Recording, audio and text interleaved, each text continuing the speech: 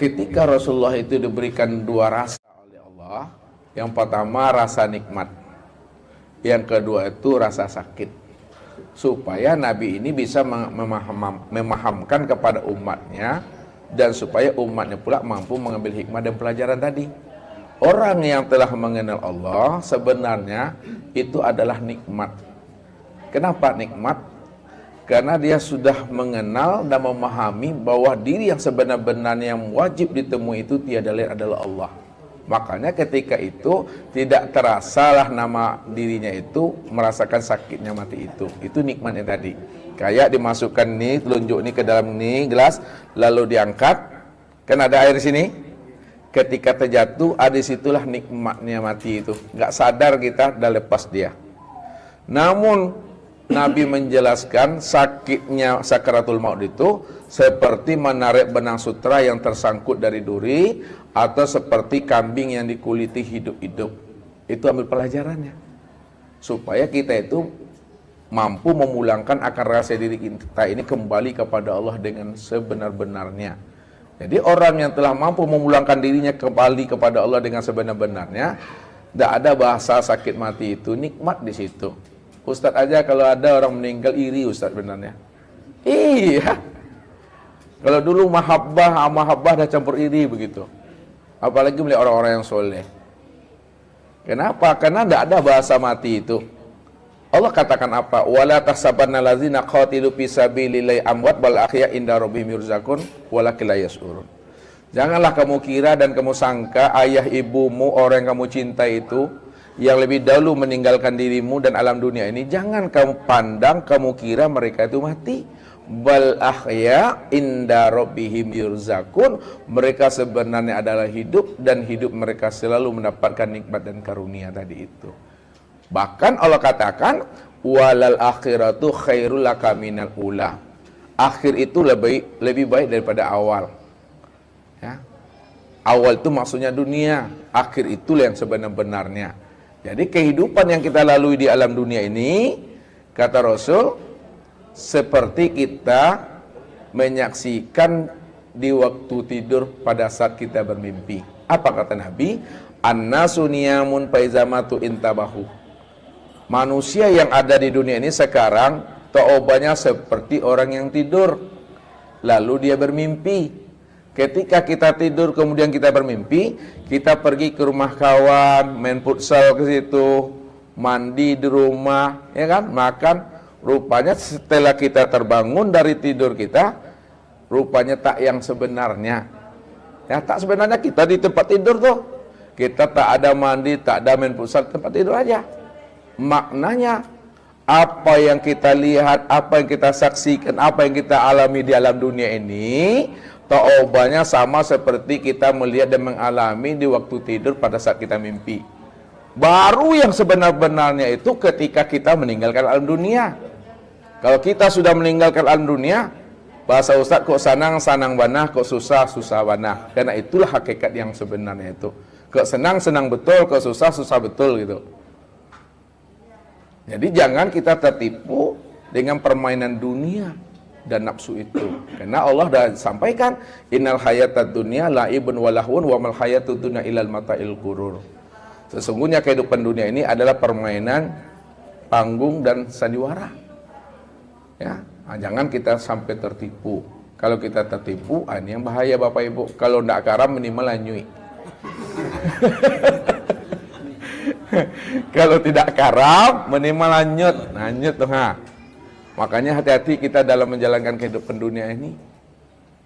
Ya, jadi orang yang sudah bermakrifat nikmat dia di situ. Orang yang tidak makrifat seperti kami yang dikupas kulitnya hidup-hidup tadi, itu yang rasa kena membawa enar di situ. Yang lain silakan.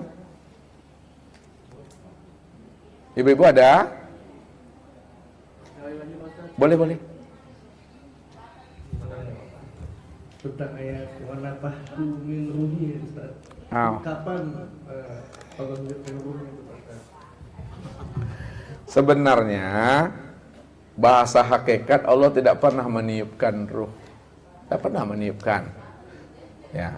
Bahasa meniupkan itu bahasa syariat untuk memberikan pemahaman saja. Ketika patung Adam telah dibuat Allah, maka disitulah wa nafakhtu fihi min ruhi, maka aku hembuskan, aku tiupkan ruh ke dalamnya. Makna hakikatnya yang meniupkan itu yang lenyap ke dalam diri Adam tadi itu. Kenapa? Karena yang menjadikan Adam itu yang jadi Adam sebenarnya. Jadi kalau dibawa ke bahasa syariat, memang betul bahasanya meniupkan. Sebetulnya hakikatnya tidak ada meniupkan. Contoh, Allah katakan, ya, aku ciptakan dirimu itu dari setetes air. Setetes air itu yang disebut namanya nutfah. Nutfah itu yang dikatakan namanya ma'ul hayat, air yang hidup. Dari setetes air itu menjadi darah.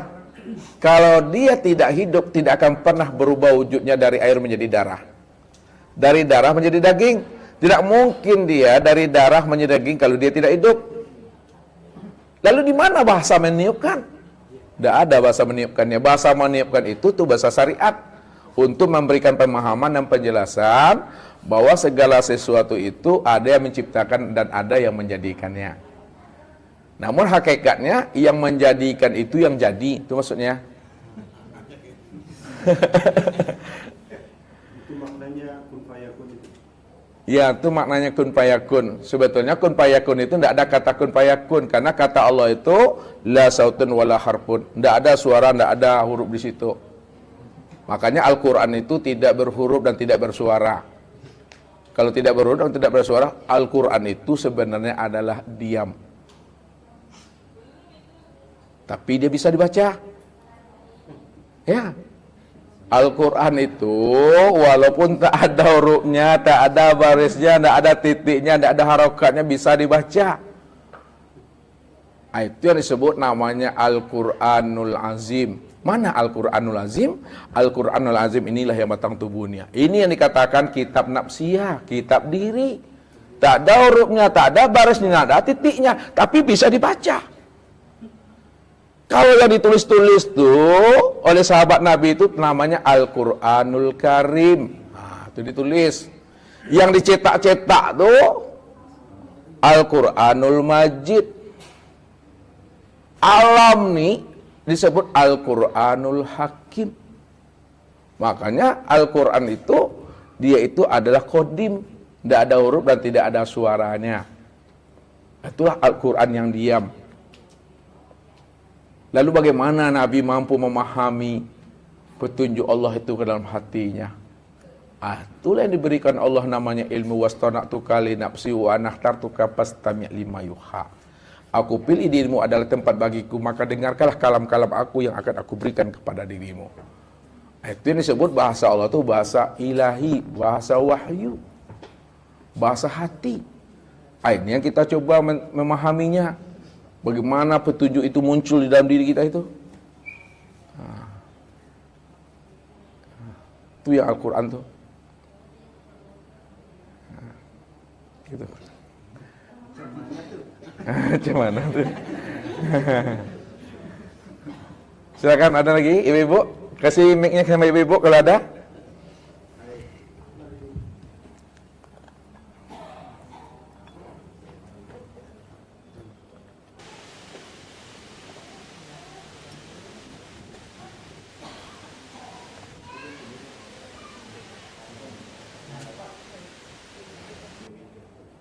Halo, Assalamualaikum warahmatullahi wabarakatuh. Waalaikumsalam.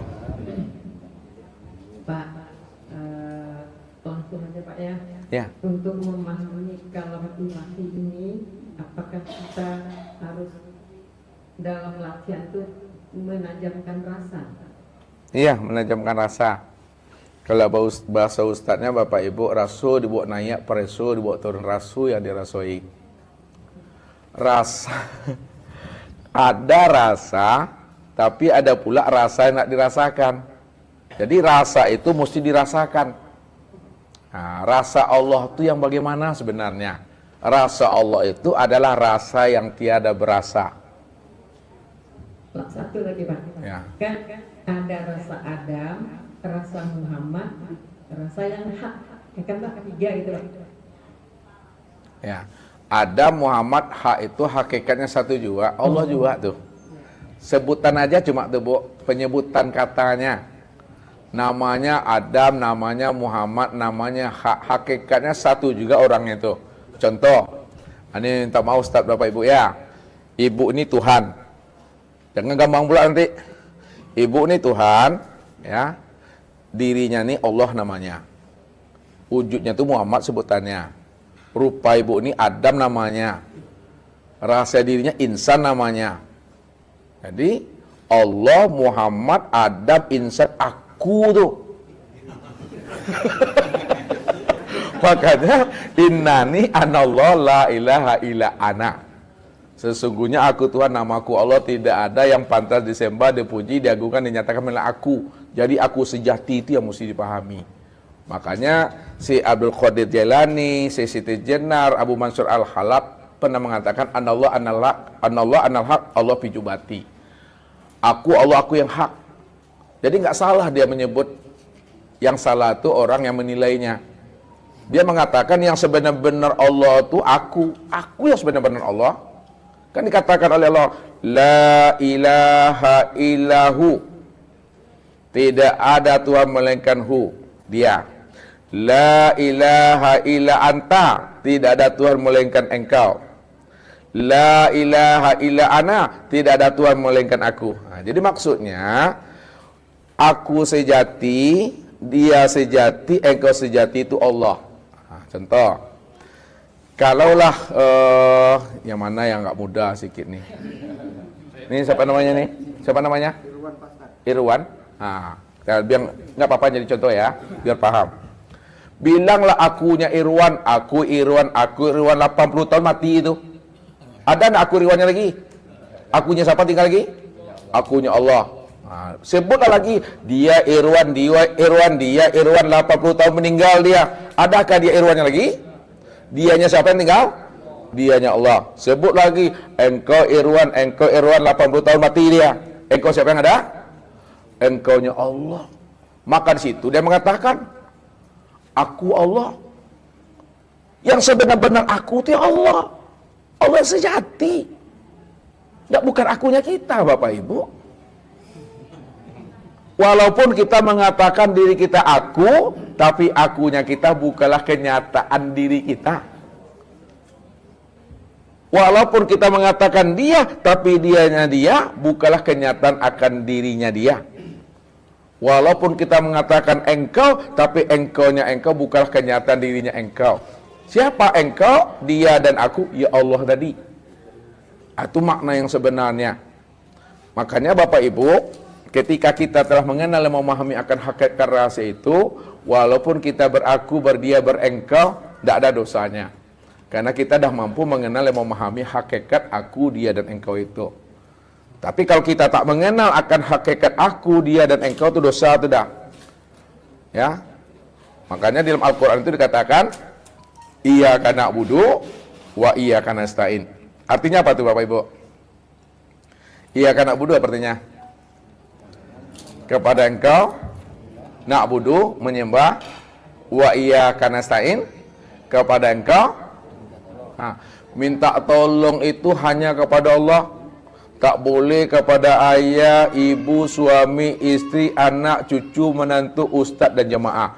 Siapa yang minta tolong kepada ayah, ibu, suami, istri, anak, cucu, menantu, ustaz dan jemaah itu syirik, hukumnya dosa dah tu dah. Lalu bagaimana supaya kita tidak berdosa pada saat minta tolong kepada ayah, ibu, suami, istri, anak, cucu, menantu? Supaya tidak berdosa, pandanglah hakikat. Nah, lihat, pandang hakikat ayah, ibu, suami, istri, ayah itu tiada lain adalah Allah tuh. Nah, sebutlah ketika itu tidak ada dosanya itu. Ini syariat yang berhakikat, hakikat yang sudah bermakrifat tadi itu. Jadi akunya aku itu Allah, dianya dia Allah, engkaunya engkau itu adalah Allah. Tidak ada siapa-siapa. Namun tak ada pengakuan dari diri kita ini ya. Itu tak boleh. Ya, ada juga orang setelah paham itu mengaku-ngaku pula itu artinya jadi Fir'aun jadinya. Buktinya jadi Fir'aun tidak ada sholat lagi katanya. Ya kan? Yang memerintah Allah sekarang ada jadi Allah, tak apa sholat lagi. Inilah salah dalam memahami. Sebab di dalam Al-Quran itu dikatakan Allah, fawailul lil musallin. Neraka wil bagi orang yang sholat. Bagi orang yang sholat maksudnya bagi orang yang merasa dirinya lah yang sholat dan beribadah. Siapa yang merasa dirinya yang sholat dan beribadah, itu fawailul, neraka wil. Bukan berarti kita tidak sholat, tetap beribadah. Namun yang sholat dan beribadah itu tidak ada lagi rasa keakuan diri kita ini yang sholat dan beramal. Kalau tak ada lagi rasa keakuan diri kita yang sholat dan beramal, lalu siapa yang sholat? As-sholatu li zikri. Sholat itu untuk mengingatku, si zikri itu yang sholat sebenarnya. Makanya Allah bilang, kif ya Muhammad ana rabbaka usolli. Berhentilah engkau yang mengatakan diri engkau yang sholat Muhammad, yang berdiri rukuk tidak sujud, ana rabbaka usolli, aku yang sebenarnya yang sholat itu. Maka kenalilah sebenarnya mana hakikat imam, mana hakikat makmum. Walaupun bapak ibu tak sempat sholatnya di masjid, namun bapak ibu sholatnya di rumah atau di kantor, tetap sholatnya itu berjamaah. Bagaimana memahaminya? Ya, jangan pula nanti dapat ilmu ini tidak pula sholat lagi di masjid. Kata Ustaz, walaupun sendiri saya ini berjamaah. Itu tak boleh, sombong kali lah kita itu. Walaupun kita tak sempat sholatnya di masjid, di surau, di langgar, di rumah saja kita sendiri secara syariatnya, namun hakikatnya kita sholatnya berjamaah, ada imamnya, ada makmumnya. Maka kenalilah hakikat imam, kenali pula hakikat makmum. Hakikat imam pada diri bapak ibu itu yang ruh tuh hakikat imam tuh. Hakikat makmum pada diri bapak ibu itu yang tubuh tuh. Itu yang jasad nih ha. Makanya takbir dulu baru nampak tangan ni takbirah. Ruku dulu baru nampak tubuh tu ruku. Karena ruh itu yang imamnya. Kalau ndak ada ruh bisa tak bergerak batang tubuhnya? Tak pernah bisa bergerak. Siapa yang ruh, siapa yang Muhammad? Allahu ruhun wa Muhammadun jasadun. Allah itu batin nyata pada ruh. Allah itu Muhammad zahirnya pada tubuh itu. Allah itu yang imamnya, Muhammad itu yang makmumnya. Kalau bapak ibu sholatnya berjemaah di masjid, kita berandai-andai dulu bapak ibu. Berandai-andai. Ada 40 orang sholat di masjid, atau 100 orang pas sholat Jumat misalnya. Dari 99 orang tuh, ini berandai-andai aja dulu. Tidak ada makrifat. Tidak makrifat, dia tak mengenal Allah. Namun ada bapak di situ yang mencukupkan yang 100 itu, maka sebenarnya walaupun posisi bapak ibu sebagai makmum, namun hakikatnya bapak ibu lah yang mengimami imam dan makmum dalam berjemaah itu. Ustaz ulang lagi, biar paham. Kalaulah 100 orang, 99 orangnya tak mengenal Allah, tak memahami ilmu makrifatnya, namun ada bapak di situ yang sholat, maka bapak yang sholat di situ walaupun posisinya menjadi makmum, namun hakikat bapak ibu menjadi makmum di situ adalah mengimami imam dan makmum dalam berjamaah itu. Itu rahasianya. Inilah yang ditekan oleh Nabi. Kenapa kita diperintahkan oleh Nabi sholatnya di masjid? Supaya apa? Andai kata sholat kita belum mengenal Allah, rupanya ada orang makrifat sholat di situ, sampai juga sholat kita. Oh, kita ada mengenal Allah, rupanya sekian banyak itu tak ada mengenal Allah. Rupanya kehadiran kita itu menjadi rahmat bagi mereka, sampai juga sholatnya Tuhan. Tapi tak boleh pula kita ngaku-ngaku, kalau saya nak sholat situ nak sampai sholat orang. Tak boleh kayak gitu. Ya, begitu memahami ilmu ni. Mati bapak ibu nanti, bapak ibu wajib menyolatkan diri sendiri, wajib ikut memandikan tuh. Bisa bapak ibu memahami itu? Ustaz kalau mati, ustaz menyolatkan diri sendiri. Karena ada jemaah ustaz bapak ibu. Ini ilmu yang saya bukakan. Beliau meninggal, ustaz sampaikan ilmu ini. Ustaz katakan, beliau ini walaupun meninggal bahasa syariatnya, beliau mampu memandikan jenazahnya, mampu menyolatkannya. Ustaz buktinya, dia ini termasuk seorang waliullah. Nah, kalau ada bapak ibu, bukalah pandangan batin bapak ibu, siapa yang sebenarnya dia. Dari mana kita memahaminya? Maka kenalilah hakikat imam, kenali hakikat makmum. Yang dari bapak ibu itu yang ruh tuh. Yang Muhammad itu yang tubuh ni Ruh itu yang menyolatkan tubuh tuh Jangan orang asik menyolatkan kita. Kita bersenam yang sudah duduk goyang-goyang kaki itu. Kamu tuh. Jadi itu memahami Bapak Ibu. Jadi kalau Bapak Ibu meninggal, wajib menyolatkan diri sendiri. Maksudnya, walaupun nanti jasad kita itu tertimbun, kena longsor, hancur dia, atau mati di kebun dan sebagainya, tak berjumpa sama orang, ya, kita dah bisa menyolatkan itu. Makanya sebelum kita dimandikan orang, mandikan diri kita dulu. Mandi kita itu ya mesti mandinya tetap mandi tobat di situ. Kalau tidak mandi besar, mandi tobat di situ. Jadi tetap mandikan. Jadi mandi tobat itu pulangkan diri ini kembali kepada asalnya. Kullu shay'in yarji'u ila aslihi. Tubuh ini asalnya dari Baitul Ma'mur. Pulangkan tubuh ini ke Baitul Ma'mur. Hati ini asalnya dari alam raf-raf. Pulangkan hati ini ke alam raf-raf. Ruh itu asalnya daripada alam al-mala'il a'la, pulangkan ruh itu kepada alam al-mala'il a'la. Baitul Ma'mur, raf-raf al-mala'il a'la. Ini yang disebut namanya alam Tuhan itu. Makanya kalau mandi itu mandinya mandi tobat selain mandi besar. Jadi mandi itu mesti disiram dari ujung rambut sampai ujung kaki. Itu mandi secara hukum. Sayalanul ma'i alal jama'i badani biniyatin makhsusatin.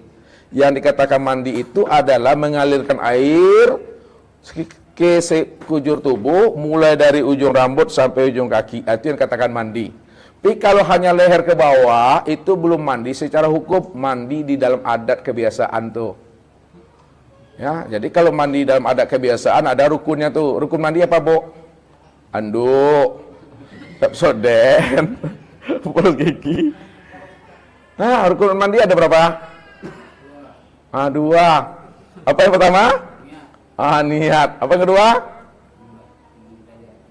Itu yang pertama niat, yang kedua membasahi, mengucurkan air ke seluruh tubuhnya. Itu rukunnya, bukan anduk, bukan Pepsodent, bukan apa sabun, bukan.